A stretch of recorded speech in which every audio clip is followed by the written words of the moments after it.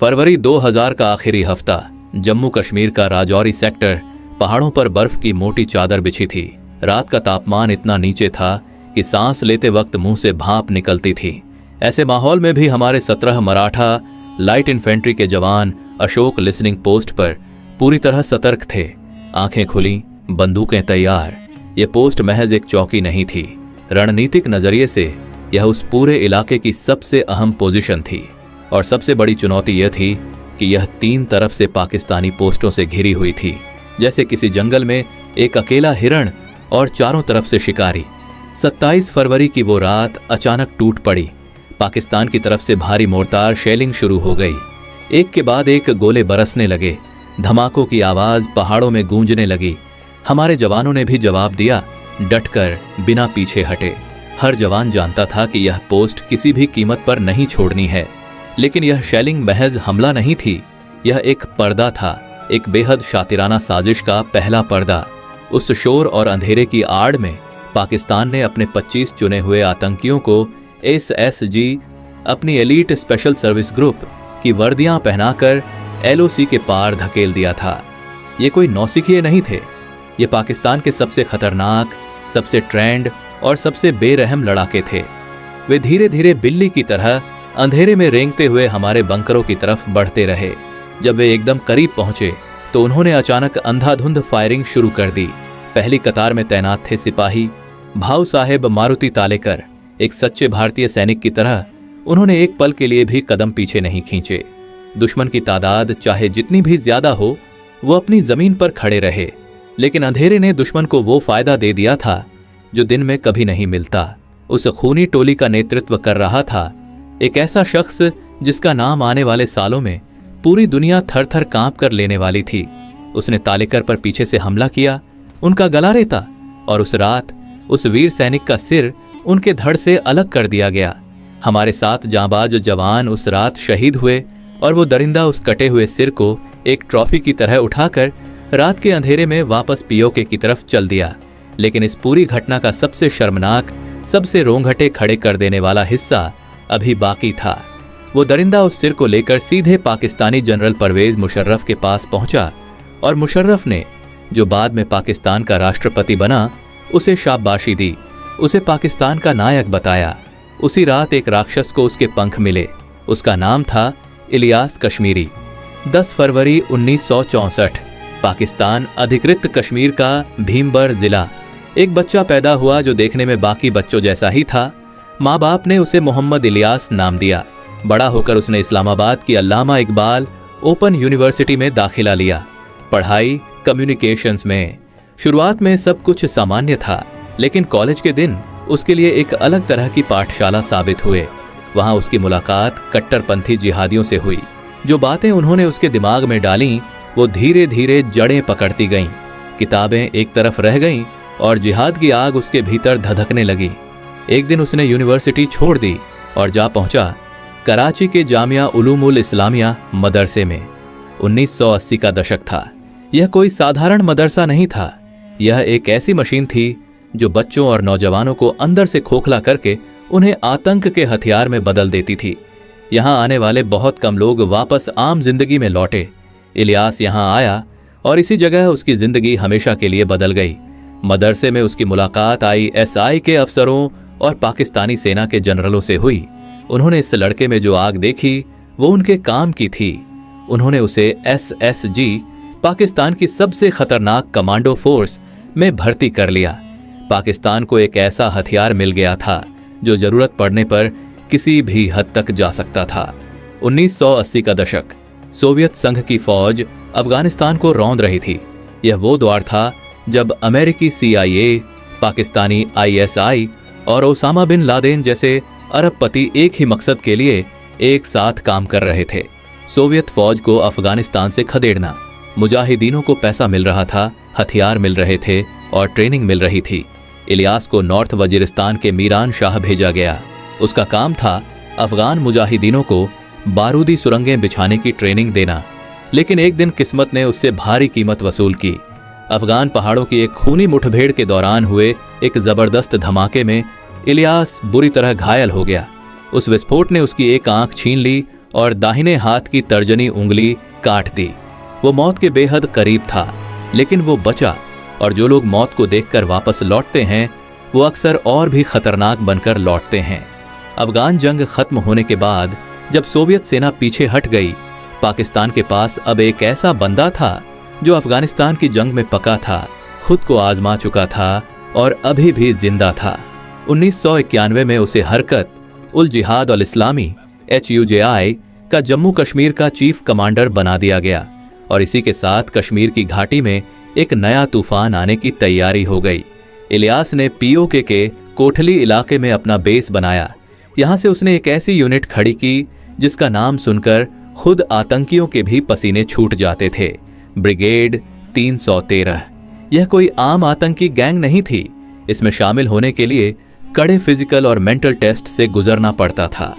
सिर्फ वही लोग चुने जाते थे जो हर हद तक जाने के लिए तैयार हों, बिना किसी सवाल के, बिना किसी हिचकिचाहट के। कश्मीर घाटी उन दिनों खून में नहाई हुई थी। हर तरफ से हथियारों और आतंकियों की खेप सरहद पार से आ रही थी। इलियास इस पूरे नेटवर्क का एक बड़ा हिस्सा बन चुका था। इसी दौरान मौलाना मसूद अजहर नकली पासपोर्ट लेकर भारत में घुसा। अनंतनाग में हमारे सुरक्षा बलों ने उसे पकड़ लिया। पाकिस्तान के लिए यह झटका बहुत बड़ा था। उनका सबसे बड़ा मोहरा भारत की जेल में था। मसूद अजहर को छुड़ाने के लिए इलियास ने एक ऐसी साजिश रची जो अंतर्राष्ट्रीय स्तर पर हलचल मचा दे। उसने एक और खतरनाक आतंकी उमर सईद शेख के साथ मिलकर दिल्ली से 4 विदेशी पर्यटकों को अगवा कर लिया। इनमें अमेरिकी और ब्रिटिश नागरिक शामिल थे। सोच ये थी कि विदेशियों की जान का खतरा दिखाकर भारत पर अंतर्राष्ट्रीय दबाव बनाया जाए और मसूद को रिहा करवाया जाए। इन बंधकों को उत्तर प्रदेश के सहारनपुर के एक घनी आबादी वाले इलाके में एक गुप्त मकान में छिपा कर रखा गया। लेकिन इलियास एक बात भूल गया था। उसने भारत से पंगा लिया था। UPSTF और दिल्ली पुलिस की स्पेशल सेल ने दिन रात एक कर दिया। खुफिया जानकारी जुटाई, जाल बुना और एक दिन उस सेफ हाउस पर धावा बोल दिया। दोनों तरफ से गोलियां चलीं। उमर सईद शेख घायल हुआ, गिरा और गिरफ्तार हो गया। सभी विदेशी बंधक सुरक्षित बचाए गए। एक खरोंच भी नहीं आई उन पर। इलियास उस दिन वहां था, लेकिन अंधेरे में धुएं की तरह निकल गया। 1995 इलियास एक बार फिर सरहद पार करके कश्मीर के पूंछ इलाके में दाखिल हुआ। इस बार उसके साथ एक और खतरनाक साथी था, नसरुल्लाह मंसूर लंगड़ियाल। लेकिन इस बार किस्मत ने उसका साथ नहीं दिया। पूंछ के एक चेक पोस्ट पर रूटीन जांच के दौरान जवानों को इन दोनों पर शक हुआ। जब पहचान हुई तो सेना के होश उड़ गए। ये दोनों कोई साधारण घुसपैठिए नहीं थे। भारतीय सेना ने दोनों को दबोच लिया। इलियास को हाई सिक्योरिटी जेल में डाल दिया गया। लगभग 2 साल वो सलाखों के पीछे रहा, लेकिन फिर हुआ वो जो नहीं होना चाहिए था। जेल के भीतर कुछ भ्रष्ट अधिकारियों की मिलीभगत से एक दिन इलियास फरार हो गया। यह भारत के लिए एक बेहद दर्दनाक और शर्मनाक पल था। लंगड़ियाल आज भी जेल में है, लेकिन इलियास पाकिस्तान पहुंच गया। वहां ISI और आतंकी नेताओं ने उसका जो स्वागत किया वो किसी जंग जीते बादशाह से कम नहीं था। आतंकियों की दुनिया में वो अब एक जिंदा किंवदंती बन चुका था। 11 सितंबर 2001 अलकायदा ने अमेरिका के वर्ल्ड ट्रेड सेंटर पर 2 विमान उतार दिए। हजारों लोग मारे गए। दुनिया की राजनीति हमेशा के लिए बदल गई। अमेरिका ने पाकिस्तान को साफ अल्टीमेटम दिया, हमारे साथ हो या दुश्मन के साथ। मुशर्रफ ने अपनी कुर्सी बचाने के लिए अमेरिका का साथ देने का ऐलान कर दिया। पाकिस्तान अब वॉर ऑन टेरर में अमेरिका का सहयोगी था। इस फैसले ने इलियास को आग बबूला कर दिया। उसे लगा पाकिस्तानी सेना ने जिहाद को बेच दिया। उसने ISI के हर दबाव को ठुकरा दिया। 2002 में जब ISI ने उसे कहा कि वो ब्रिगेड 313 बंद करे और जैश-ए-मोहम्मद में शामिल हो जाए, उसने सीधा इनकार कर दिया। दिसंबर 2003 में उसने वो काम किया जिसकी शायद किसी ने कल्पना भी नहीं की थी। उसने खुद अपने आका जनरल परवेज मुशर्रफ को बम से उड़ाने की साजिश रची। हमला नाकाम रहा। पाकिस्तानी सेना ने उसे पकड़ लिया। 4 साल, 4 लंबे अंधेरे साल उसने पाकिस्तानी जेल में बिताए। टॉर्चर झेला, अकेलापन झेला। 2007 में जब वो बाहर आया तो वो एक और भी ज्यादा खतरनाक इंसान था। 2007 में इस्लामाबाद में एक ऐसी घटना हुई जिसने पाकिस्तान की नींव हिला दी। नेशनल असेंबली से महज 2 किलोमीटर दूर लाल मस्जिद को 2 कट्टरपंथी भाइयों अब्दुल अजीज और अब्दुल राशिद गाजी ने आतंकियों का किला बना लिया था। मस्जिद से जुड़े मदरसों के हजारों ब्रेन वॉश छात्रों को एक फौज की शक्ल दी गई थी। उन्होंने इस्लामाबाद में शरिया कानून लागू करने के नाम पर तांडव मचाया, चीनी नागरिकों को अगवा किया, महिलाओं पर तेजाब फेंकने की धमकियां दी। चीन भड़क गया, पाकिस्तान पर दबाव पड़ा। जुलाई 2007 में पाकिस्तानी सेना ने अपनी ही राजधानी में अपनी ही मस्जिद पर ऑपरेशन साइलेंस चलाया। अब्दुल अजीज बुर्का पहनकर भागते पकड़ा गया, गाजी गोलियों से मारा गया, 100 से ज्यादा लोग मारे गए। इस घटना ने इलियास के भीतर सोए हुए उस शैतान को पूरी तरह जगा दिया। उसने खुलेआम पाकिस्तान सरकार के खिलाफ जिहाद का ऐलान कर दिया। अब वो ISI का मोहरा नहीं था, वो ओसामा बिन लादेन का करीबी बन चुका था और जल्द ही उसे अलकायदा का ग्लोबल कमांडर घोषित कर दिया गया। ब्रिगेड 313 अब पहले से कहीं ज्यादा ताकतवर थी। लश्कर-ए-तैयबा, जैश-ए-मोहम्मद और लश्कर-ए-झांगवी के कट्टरपंथी उसके साथ आ गए। यहां तक कि पाकिस्तानी सेना और वायुसेना के कुछ पूर्व अधिकारी भी उसके संगठन में शामिल हो गए। अब वो एक ऐसी ताकत था जिसे रोकना किसी के लिए भी आसान नहीं था। 2008 में पाकिस्तान के पूर्व SSG chief general Amir Faisal Alvi को बीच सड़क पर गोली मार दी गई। 2009 में लाहौर में ISI मुख्यालय पर फिदायीन हमला हुआ।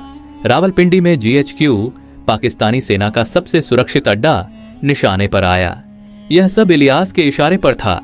वो पाकिस्तानी सेना को बता रहा था, तुमने गलत आदमी को दुश्मन बनाया, और भारत के प्रति उसकी नफरत अभी भी वैसी ही थी, जलती हुई, बुझने का नाम न लेती। 26 नवंबर 2008 मुंबई। डेविड कोलमैन हेडली, एक पाकिस्तानी अमेरिकी आतंकी, ने महीनों तक मुंबई में घूमकर हर अहम जगह की रेकी की थी। Taj hotel, Nariman house, CST station, सब कुछ नापा था उसने। लेकिन हेडली सिर्फ लश्कर का मोहरा नहीं था। जब हेडली FBI के हाथों पकड़ाया तो उसने एक चौंकाने वाला खुलासा किया।